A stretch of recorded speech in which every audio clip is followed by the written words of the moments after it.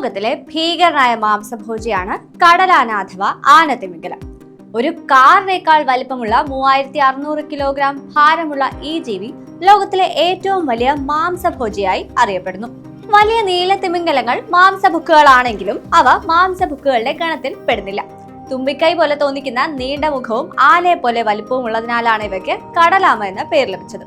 വടക്കൻ പസഫിക് മഹാസമുദ്രത്തിൽ ഉത്തര അമേരിക്കയുടെ തീരങ്ങളിലും ദക്ഷിണ മേഖലയിലെ ഫാക്ലൻഡ് ദ്വീപിന് ചുറ്റുമുള്ള കടലിലുമാണ് ഇവയെ ഏറ്റവും അധികം കാണപ്പെടുന്നത്. പെൺവിഭാഗത്തിൽപ്പെട്ടവരുടെ ഭാരം ഏകദേശം 900 കിലോഗ്രാം വരെയാണ്. എന്നാൽ ആൺ കടലാനയ്ക്ക് ശരാശരി 3600 കിലോഗ്രാം ഭാരമുണ്ടാവും. കരയിൽ സഞ്ചരിക്കാൻ ഇവയ്ക്ക് കഴിയുമെങ്കിലും മന്ദഗതിയിലെ മുന്നോട്ട് നീങ്ങാൻ സാധിക്കും.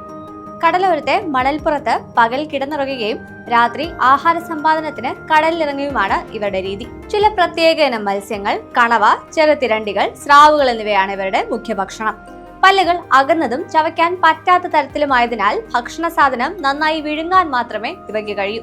മനുഷ്യനെ അധികം ഭയമില്ല. കൂട്ടങ്ങളായി കഴിയുന്ന ഇവയെ വളരെ വേഗം വലയിൽ അകപ്പെടുത്താനും സാധിക്കും.